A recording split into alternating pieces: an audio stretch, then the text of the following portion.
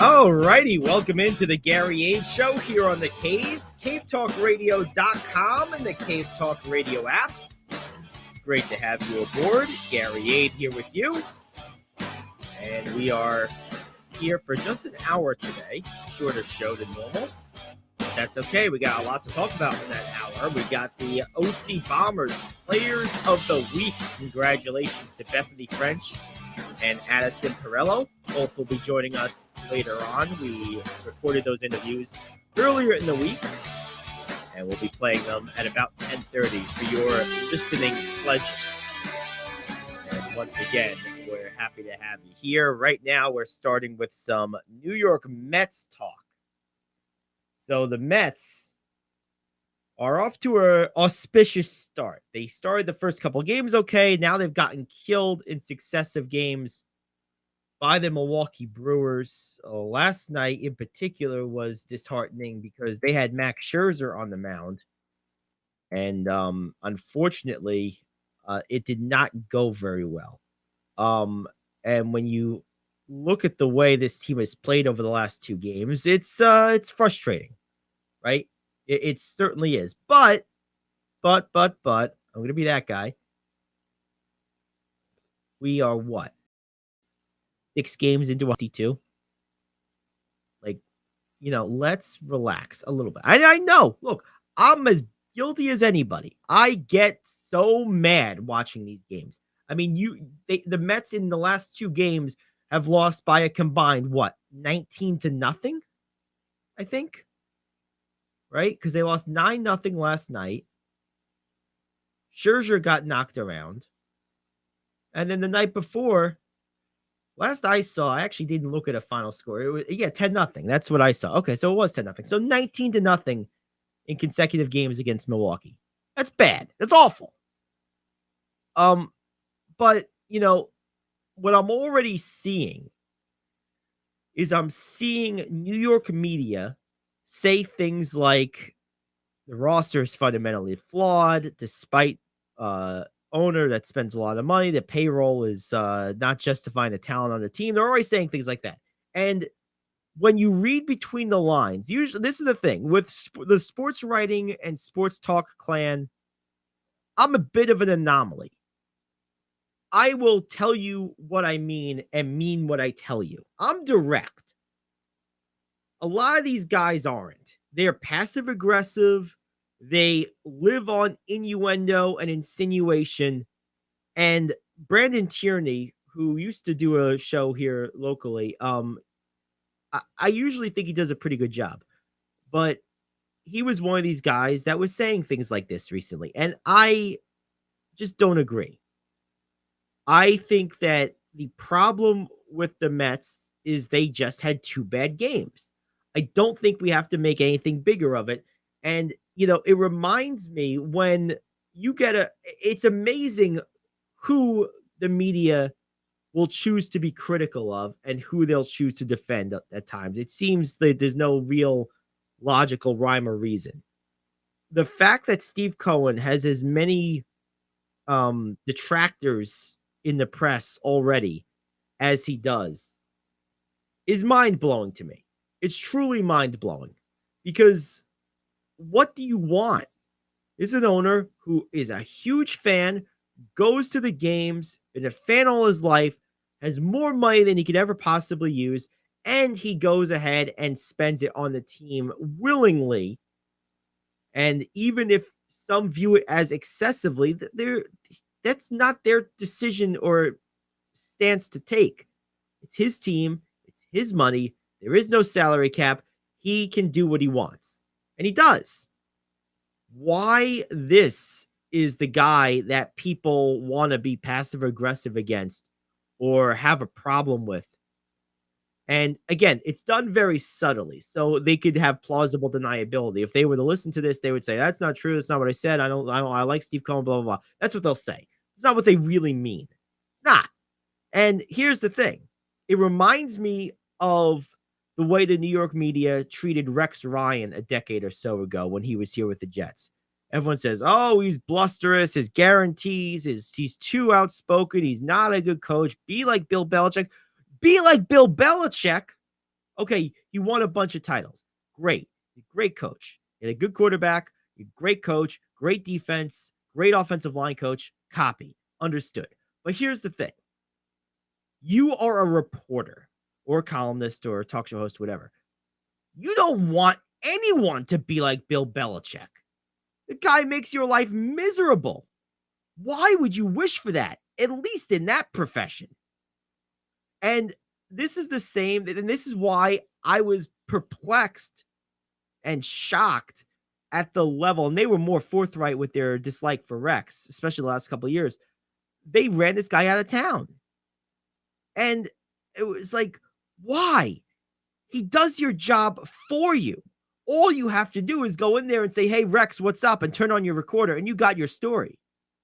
Why would you run that guy out of town? And oh, by the way, he's the most successful coach not named Bill Parcells to coach for the Jets in this millennium. A quarter of a century almost into this millennium. And he is easily, without question, the most successful coach this team has had. They haven't been to playoffs since they fired him. They went to 2 AFC title games in a row. And they were relevant the whole time he was there. Not only were they relevant on the field, but they were relevant in the papers because they were interesting. They were fun. He made it that way. And that's the guy you run out of town? I'm telling you, I'm getting those vibes with the way the media, and they're being, kind of passive-aggressive about it, kind of coy. They're not going for the throat just yet. It's a little different because it's an owner, not a coach. But make no mistake, the New York media is going to be going after Steve Cohen the same way the Washington media and then the national media later has gone after Daniel Snyder. And Cohen has been successful, whereas Snyder has not been yet. And more than that, Cohen has been Mr. Man, Mr. Fan. We're going to run that guy out of town. We're going to have a problem with that guy. I'm telling you, I'm getting those vibes. It's still under wraps. If you think of this like a volcano, it's just a little bit smoky. Maybe it's not even really smoky yet, but like if you're a trained expert, you can tell the signs. It's going to start smoking, and after it starts smoking, after a while, it's going to be an eruption. You can tell. And I'm telling you, that's how this New York media is going to treat Steve Cohen, and it blows my mind. So what? Even if the Mets, here's the thing. For me as a Met fan, even if the team has an awful season this year, let's say these last 2 games are a forebearer of things to come. Let's say the team completely falls apart this year. Scherzer's old. Verlander's old. They don't perform anymore. Father Time catches them simultaneously. It wouldn't be the first time something like that happened to the Mets, right? So let's just say that happens. I'm still totally on board with Steve Cohen and his game plan and I trust his willingness to do what needs to be done to fix this. Right? Like, I have faith in the owner right now. I do. And I'm still going to, even if they lost 80, 90, 100 games this year. I would have faith in Steve Cohen. I wouldn't have faith in the ownership. I'm sorry, in the players, but I would have faith in the ownership, and I would have faith in Buck Showalter. Of all the people in this organization right now, there's 3-4 people that I have top line faith in. Maybe 5, 6, maybe. There's a handful of players. There's Alonso, McNeil, Nimmo, Marte, Canna. Those 5 players I have a lot of faith in. And I have a faith in the ownership, and I have faith in Buck Showalter. You want to move around other things, Billy Epler, blah. Don't really care for him too much. Didn't really do much in Anaheim to make me think, oh, good, that's the guy I want. Don't love some of the other roster. You question, Edwin Diaz, he's not on a team this year because of the stupid injury. But, those 7 people I have faith in. And I'll tell you this, prior to Cohen coming here, that whole list was 2. Really 1. It was really Alonso. I wanted to have faith in McNeil, but I didn't have faith in the management and the front office and the ownership to use him in a way where he can use the skills he actually has. Remember, they tried to make him a power hitter. Stupid. So I knew if you just let him be the type of player he is, you could have faith in him. You could trust him. But I didn't trust that those who control how he's utilized would allow him to do that because they weren't. So really that list that is now 7 before Cohen was 1. It was Pete Alonso. That was it. Not even Jacob deGrom because he was hurt all the time. So before we start trying to begin the process of laying the groundwork for a ongoing campaign against Steve Cohen, let's remember where we came from.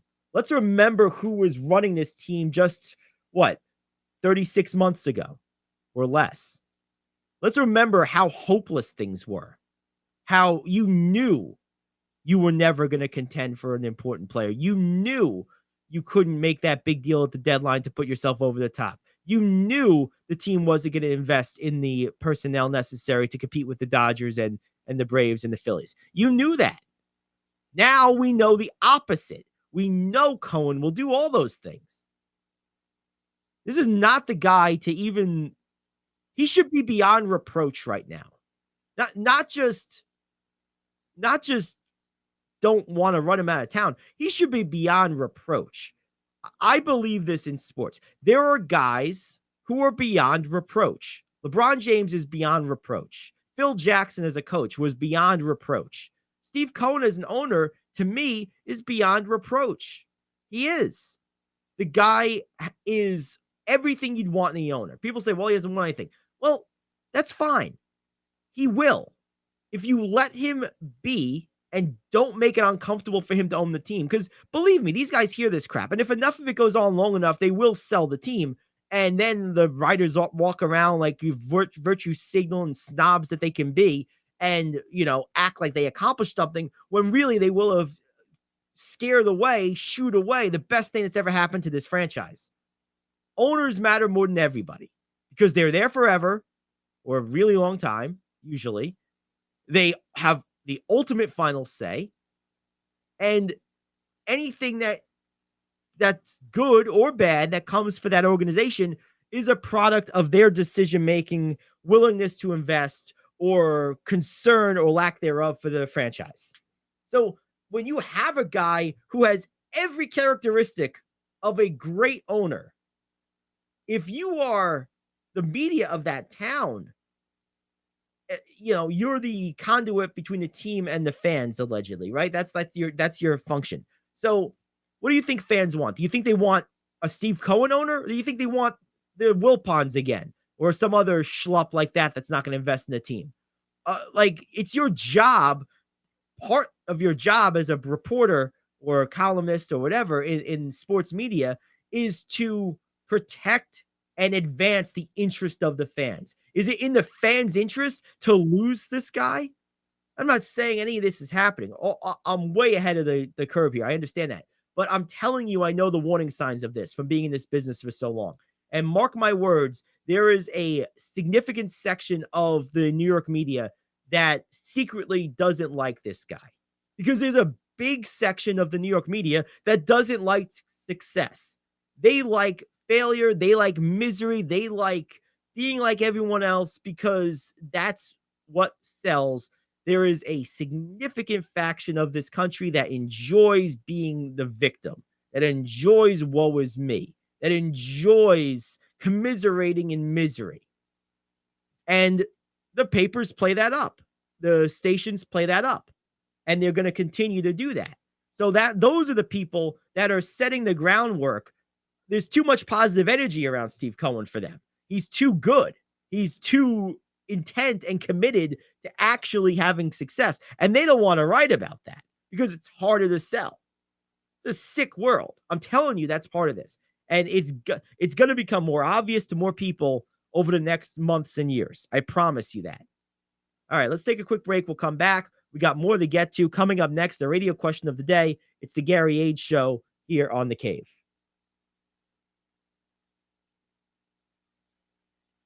Coffee Lovers Middletown is now officially home to the home run of our favorite beverage, Days Coffee. Days patented blend contains approximately 85% less caffeine than other coffees, which makes it better for you, yet unlike decaf coffee, still gives you that great pickup and tastes amazing. Formulated by a retired cancer pathologist, Dr. Grant Lee, Days Coffee is fermented with a patented enzyme that until now required a complex and thus expensive sourcing and production process. With Dr. Lee's formulation, this enzyme's great health benefits can now be brought to your cup quicker, easier, and cheaper than ever before. Here's how you get a hold of this game-changing cup of joe. Go over to radioonlydeals.com and get a $4 gift certificate to Days Coffee for just $2. That's radioonlydeals.com to buy your single-use digital gift certificate for Days Coffee. Radioonlydeals.com. That's radioonlydeals.com. Enjoy the preferred coffee of the Gary Ayd Show. Enjoy Days Coffee. Scouting trips are quickly becoming a thing of the past. I am KO, back in 1 minute with your sports question of the day. You can earn a substantial income by farming for the city. All you need to do is take your crop to market and win the competition for the consumer dollars. There is a well-proven strategy for winning this competition. You will find it embedded in Metro Farm, the guide to growing in or near the city for the city. Polyface Farms' Joel Salatin. Few how-to books could be more appropriate for our times than Metro Farm. It's a must-read. USDA Director Bud Kerr. Big book. Metro Farm describes the agronomic, economic, and managerial concepts required to generate substantial profits from agricultural locales near metropolitan areas. Pick up a copy of the Ben Franklin Book of the Year award-winning Metro Farm. MetroFarm.com. MetroFarm.com. In-venue camera technology, like that provided by Skill Corner, has been a game changer for soccer scouts seeking data on players from different leagues in different countries around the world. The company's GM, Paul Nielsen, broke down all of the benefits of digital scouting for sports techie. He said if a scout was looking at a player in Uruguay, there was no way to get data on that player. But now, with tracking data from in-venue camera technology, you can understand a player from a distance, and you can understand the decisions they make, their movement profile, how they respond to different triggers, different situations, and how aware they are of their teammates. Question: if you were a scout, would you prefer to rely on gut instinct or data? Well, I don't think those are an either-or thing, and I don't think they ever have been. I think that gut instinct is informed by data, but data is parsed and legitimized by gut instinct. So let me explain. So if I have a player who is like, take this kid who almost broke Pete Maravich's scoring record, this Davis guy. That's a lot of points. Did it in 4 years. And with a 3-point line. Okay, we understand. Forget the record. But that's a lot of scoring. The question is, where did he do it? Against who? And do I believe his physical abilities can translate to the next level, given he didn't do it against the highest competition at this level? You know, he wasn't playing for Kentucky or Duke or North Carolina or Syracuse or anyone like that. So, to me, that's where gut instinct legitimizes or delegitimizes the data. The data is there. He has all these points. But is that data telling you the truth? That is where intuition, experience, acumen, all the things that make up the term gut instinct come into play. And you absolutely need both. Because the truth of the matter is you can make numbers say whatever you want them to say. But there is a truth and a lie in all numbers, right? There's a true absolute correctness in those numbers. But you can only reach that with the proper and correct interpretation. Interpretation can only be done with non-analytical skills. Experience, acumen, instinct, and that real human intuition.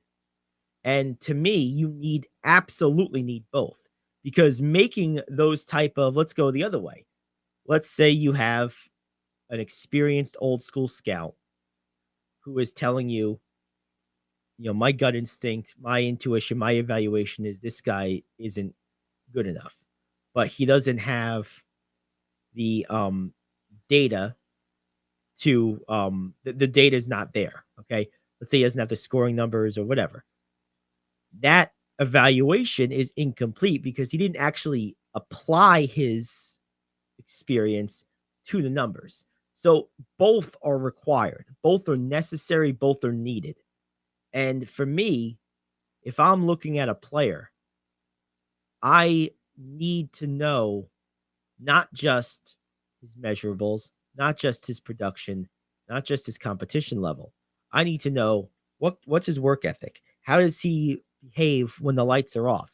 Does he come for extra practice? Does he do extra conditioning? How does he take care of his body? What's his circle of friends? What type of influence does his inner circle have? Are they a supportive group? Are they a positive group? Or are they a drain or a distraction? I need to know all these things. And these are things that are relational and psychological in nature in terms of their evaluation, not analytical. So analytics are absolutely, and data is absolutely not the whole story. And the idea of being able to glean those type of soft points of information, points of intelligence on any particular prospect remotely without the relational component, I think is possible. But I think it's much more challenging. It's not just as simple as camera technology in an arena. You have to utilize old school methods like phone calls, Skype and Zoom and whatever, correspondence. You got to basically be a reporter when you're trying to find that stuff, if you're trying to do it properly. So anyway, that would be my personal evaluation of the situation. I think both are necessary. I do think it is prudent and justifiable and correct to reduce travel costs significantly and reduce overhead significantly by leveraging modern technology in place of sending scouts all over the place all the time. I do agree with that. But I also think it's prudent to continue to keep a lot of that traditional methodology in place, because I do think it gleans stuff that and intelligence points that data alone never will and never can. So there you have it. All right, coming up next, we have our OC Bombers Players of the Week, Bethany French and Addison Perello. We spoke with them earlier in the week. We'll play that interview for you next. That's coming up here on the Gary Ayd Show on The Cave.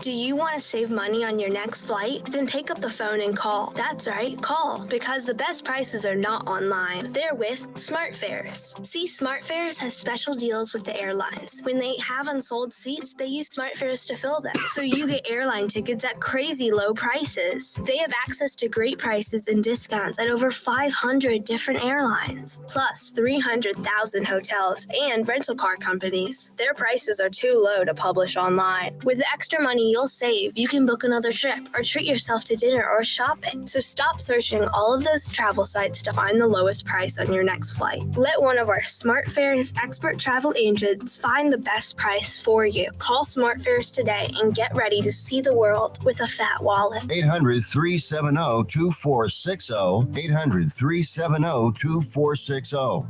800-370-2460. That's 800-370-2460. Come on, you watch the news. Be prepared to pay more taxes. Then if you owe back taxes or haven't filed in a few years, get ready. The IRS, the largest collection agency in the world, will be coming after you with the power to collect taxes by any means they want to. Hey, they can freeze your bank account, your passport, even padlock your business. Oh, good times. Look, if the IRS claims you owe them $5,000 or more in back taxes and they're coming after you, don't panic. Call my friends at Get a Tax Lawyer first. Their job is to negotiate with the IRS and save you money. They're experts at it. That's all they do, and you can trust them. In some cases, they have reduced a $50,000 tax bill to less than $1,000. If you owe the IRS $5,000 or more in back taxes, call now for a free consultation. Call 800-649-8617. 800-649-8617. 800-649-8617. That's 800-649-8617. All righty. Welcome back to the Gary Ayd Show. And we have Bethany French, one of our Bombers Players of the Week this week. She actually from last week. The team did not have any games this week, so we figured we'd get her on here and talk to her about last week's games and just her time playing with the Bombers and softball in general. So that's what we're going to do. Bethany, thanks for joining us. How are you? I'm good, and you? I'm very good, thank you. And first of all, congratulations. What's your favorite part about softball? Like, do you like hitting, fielding? What pitching? What's your favorite part about the sport? Probably pitching. Mm-hmm. Okay. What makes pitching your favorite? Like I have like my team behind me to cheer me up and hype me up, so that's just like really great, and it makes me more confident. What's your favorite pitch to use, like when you're trying to get a batter out? My changeup. Change up. Okay. Do you change where you put it? You try to go low and away, high and inside. Like how do you use it? It like drops and like it has like a really good spin to it, and I have struck a few batters out with my changeup. Awesome. Very good stuff. Now, how long have you been playing softball? When did you first start playing? I did T-ball actually, so like 05. Right from the beginning. And you're on the 12U team now. And I'm curious, how long have you been with the Bombers now? 2 years. Awesome. Very, very cool. Now, when you're kind of getting ready for a game, say you're going to pitch, what's your like warm-up routine or your pregame routine? How do you try to get yourself ready? I do wrist flicks, and then after a while I do Ks, and then I do walkthroughs, and then I do full pitching. What are Ks? You're like standing towards the side, and then your back arm is up and your glove is towards the front, and then you just pull through. Oh, I see. Okay, so it's like a half pitching motion almost. Yeah. Okay, very cool. Thanks for explaining that. When you're do you enjoy the travel part of what you do with the Bombers, or does the travel is that just part of it, or do you really enjoy that part? I enjoy that part. What about the travel do you enjoy? Do you enjoy the bus rides, the seeing new places? Like, what's your favorite part about it? Beating against like other teams, or having to experience what like team like beating other people. So you like trying your game against new competition then, basically? Yeah. Awesome. Very cool. Now, with the time that you spend with softball over the years, have you noticed yourself? I'm sure you've noticed yourself getting better. Yeah. That's awesome. I just want to ask your mom one or two questions real quick. Okay. Hello. Hi, Jessica. So I'm just curious, from your perspective as a parent, how have you noticed your daughter grow up as you've been going through softball over these years? I've seen her excel a lot. She grew the passion for pitching since the age of 8. And since then, she's just has a lot of heart, and she's very dedicated to the game. Now, do you have other children who have been through travel ball, or is this your first experience with it? No, I have an older daughter as well that plays travel, and I have an older son that also plays baseball. What can you say to a parent who might be looking to put a child into a travel baseball or softball program for the first time, in terms of what to expect, in terms of what kind of commitment it is, what type of schedule you end up keeping? Like, can you explain that for someone who maybe hasn't done it before? It's very hectic, but I recommend that you start them young. It's a lot of fun, and I would say just go for it. Mm-hmm. Did you find that did Bethany take to softball like naturally, or is that something you kind of edged her to do, or did she just like want to do it from the beginning? She wanted to do it from the beginning. She's actually very natural at what she does. That's awesome. That's pretty cool. All right. Well, I guess my last question for you before we ask Bethany one more is if you were to kind of summarize the Bombers as an organization versus maybe other leagues or organizations kids have played on, what's unique or different about the Bombers? I love their winter training. They're very good at their training. They're there for the girls. They're very dedicated. Her coaches are amazing. Her teammates, the parents, I feel like we're very united and very tight. So I love that about them. Awesome. Good stuff. Well, I'm going to ask Bethany one or two more questions. Thank you very much. Thank you, Jessica. You're welcome. Thank you. All righty. Hello? Hey, all right. So I have two questions for you. One, who's your favorite player? Megan Faramo. I'm sorry, say that one more time. Megan Faramo. Okay, very good. And what is your favorite personal memory from playing softball over the years? Do you have a game or a moment that is in your memory that you really enjoyed? When I versed the Dukes and I got the last out and I got hit right to me and then we won right after that. Oh, so you got was it like a comebacker to the mound? Were you pitching or what happened?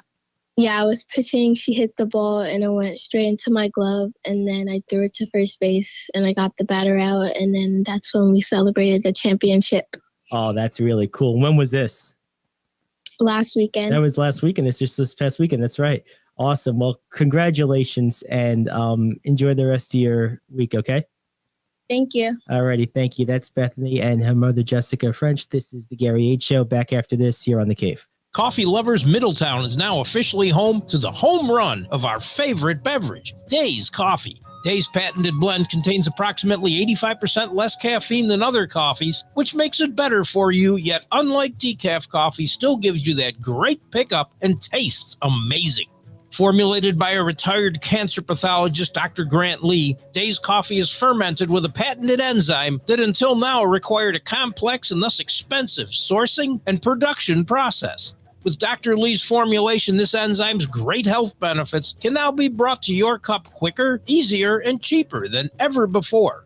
Here's how you get a hold of this game-changing cup of joe. Go over to radioonlydeals.com and get a $4 gift certificate to Days Coffee for just $2. That's radioonlydeals.com to buy your single-use digital gift certificate for Days Coffee. Radioonlydeals.com. That's radioonlydeals.com. Enjoy the preferred coffee of the Gary Ayd Show. Enjoy Days Coffee. All righty. Welcome back to the Gary Ayd Show here on The Cave. It's great to have you aboard. We are joined now by one of the players of the week for the OC Bombers, the second-year 10U club, and that is Addison Perello. Addison, how are you?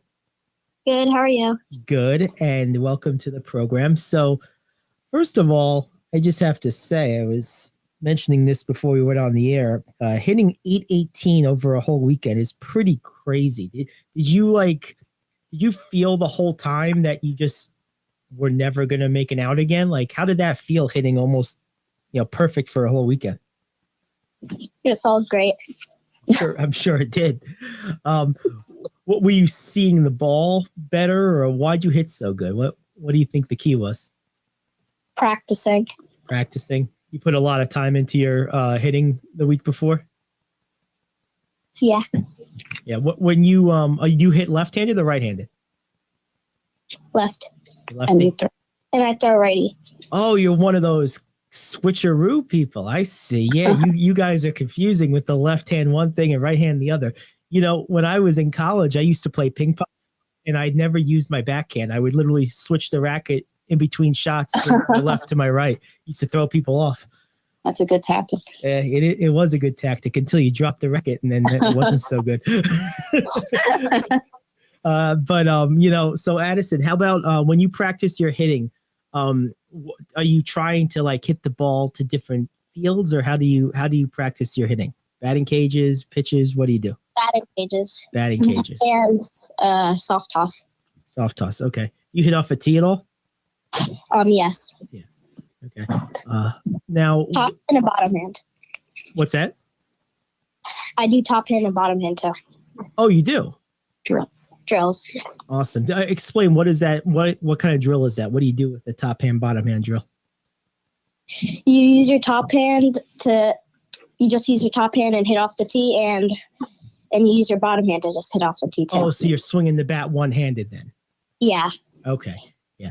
See, in basketball, which was my sport in high school, we had a drill that's kind of like that. It's called the Mikan drill after an old basketball player. And what you would do is you would stand under the rim and never dribble. You would make a layup with your right hand, catch it with your left, make it with your left, catch it with your right, make it with your right. And you just do that for usually about a minute at a time. So that's pretty cool. What's your favorite part about softball? Do you like hitting, fielding? Like, what's your favorite part about the game? I love hitting and catching. Oh, you're a catcher. Yeah. You boss everyone else around, tell them what to do on the infield? Yeah. No. That's what catchers are supposed to do. Don't be shy. How do you think I knew that? That's what all catchers do. That's their job. That's fun. So where were you guys playing this past weekend? Frozen Ropes. Frozen Ropes. Oh, in Chester. Do you like that? That's like your home field, basically, right? You play a lot of games there, I take it? That's not our home field, but we do play a lot of tournaments there. Okay. Throughout the year, throughout the season. That's cool. What's Addison, what's your favorite memory so far since you've been playing softball? Hitting an in-park home run. Really? That must have been cool. When was that? That was during a Halloween tournament. This past fall. This past fall, yeah. That's pretty cool. That's quite a trick. Did you give him any treats with it too, or no? Sorry, bad joke. Don't get old. You start making bad jokes when you get older. One other thing I wanted to ask you, Addison. I'm going to ask your mom a couple things. How long have you been playing softball and playing with the Bombers? I've been playing since I was 4. Okay. So this is your what, 3rd year, 4th year with the Bombers? What age group did you start with the organization? 8U. Yes. Okay, so this is like, I guess, your 3rd year then. Yeah. Yeah. Okay.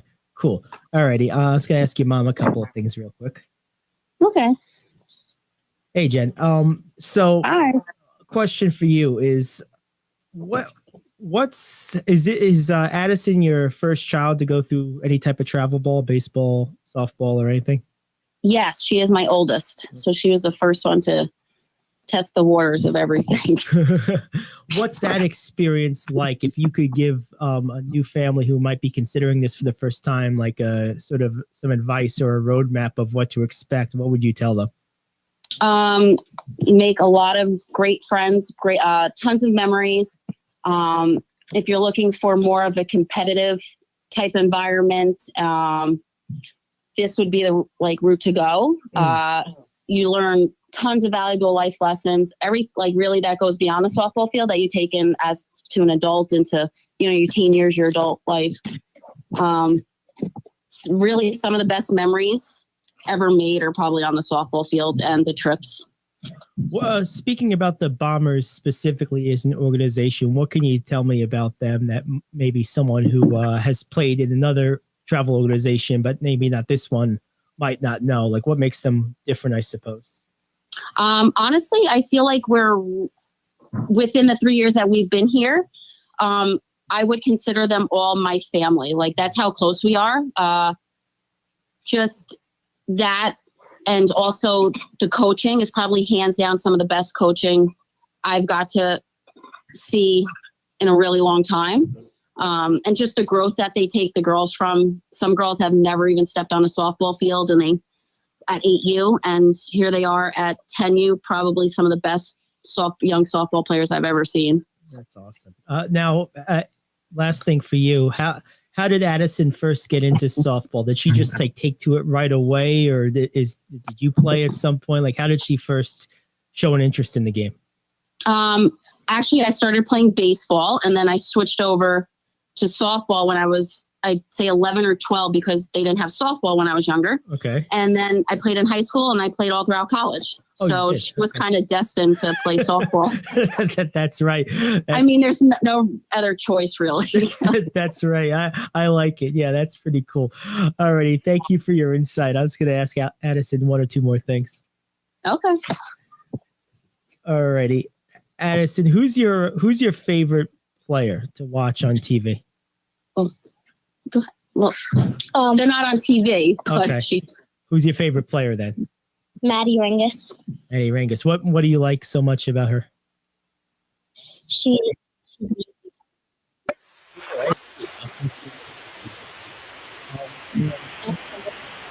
What's that? and she's also a good player. Okay, awesome. What team does she play for? 18 Bombers. Oh, there you go. Awesome.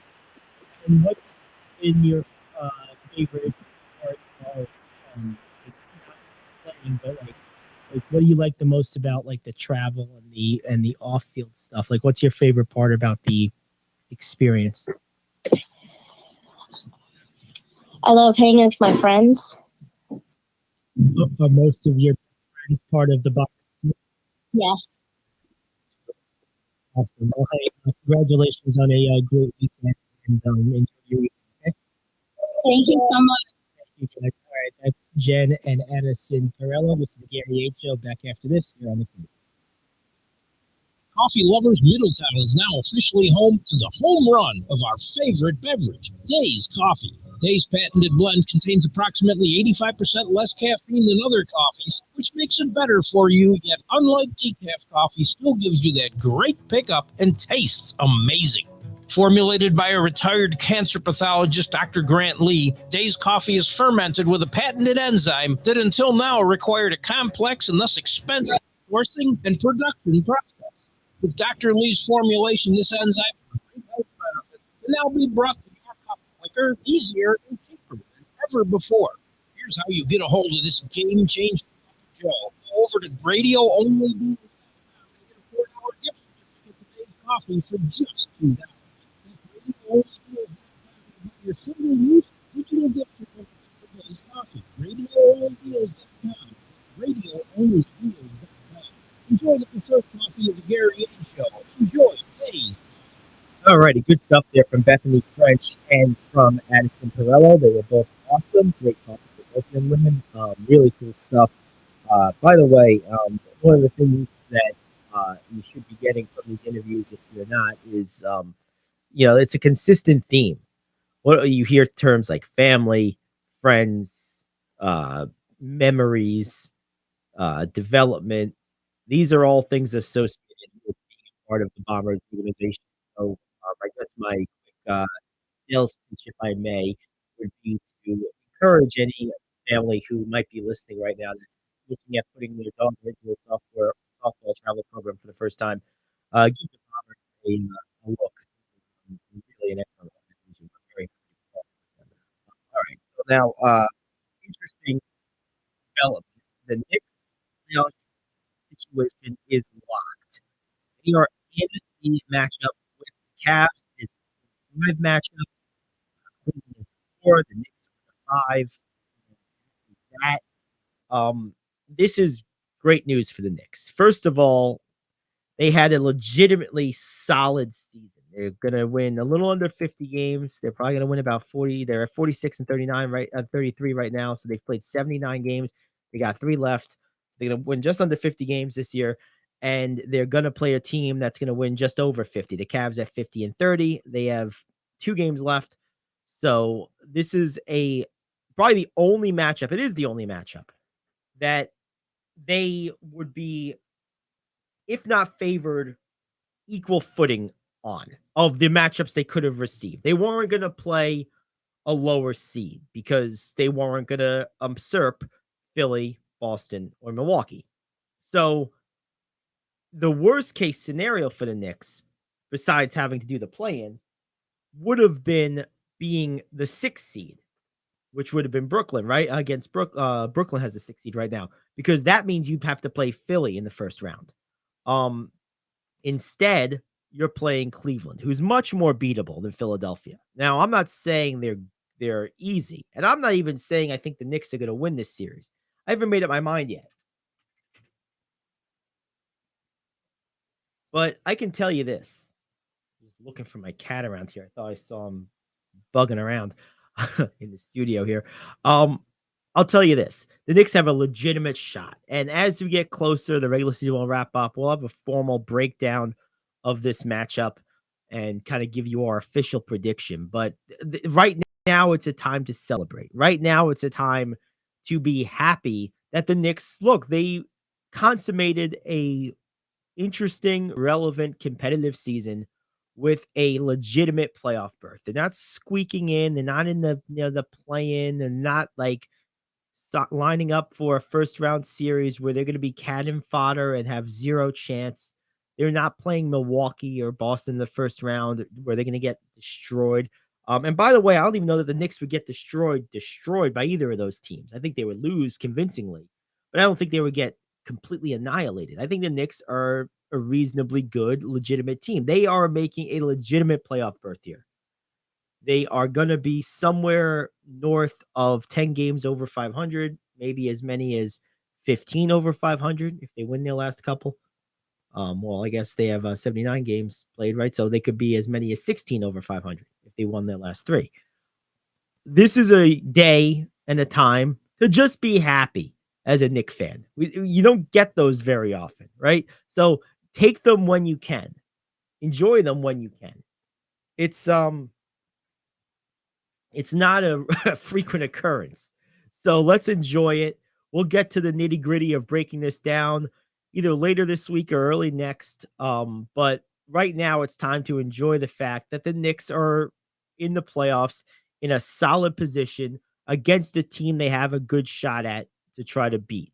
And then, once you get into the second round, you're going to be playing one of those 3 big guys pretty much. And that's probably that. But ultimately, you have to look at this as a successful season. See, the way I've always looked at seasons for myself when I'm a fan of any team, and I'm not a Knicks fan, but let's say I was, I would look at it and say, okay, what does my competition legitimately look like? How do I stack up legitimately to my competition in my conference? And if I'm honest with myself, I'm saying I'm not better than Philly. I'm not better than Boston. I'm not better than Milwaukee. I know that. I might be better than Brooklyn.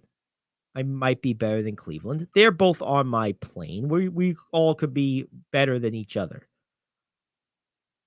Miami's a tough, feisty team, but I think I'm better than them. I know I'm better than Atlanta, Toronto, and Chicago. Okay. So in my best case scenario, and the Knicks landed in their best case scenario, I land the top 6 seed, so I'm in the playoffs. I don't have to do the play-in. And I land my matchup against one of those teams, Cleveland, Brooklyn, Miami, that I could potentially beat. I'm not going to get a lower seed than that because I'm not going to get a higher seed than 4 or 5. And you know what? That scenario has materialized. And then if I beat Cleveland in the first round, everything beyond there is so far beyond what I could possibly expect from this team this year that I can't be upset anymore. And even losing to Cleveland, I would be disappointed, but I wouldn't feel like we failed. This is a coin flip, ultimately, this matchup, I think. And we'll break it down more later in the week, like I said, but this is a coin flip. So if I'm a Knicks fan, I want to win this series. I believe we can win this series, but if we don't win this series, I'm not looking at it as a failure per se, more of a disappointment. And if they win this series, I've achieved everything I think this team can achieve this year. That's the way I see this. That's the way I think is sensible to look at it if you're a Knicks fan. Will they all look at it that way? I don't know. But that's how I look at it. So there you go. All righty. Well, that about does it for us. Big thanks to Bethany French and Addison Perello. Good job by those young ladies and good stuff today. We'll be back tomorrow with our normal length show. It's the Gary Ayd Show. We'll see you tomorrow, 10 to noon here on The Cave.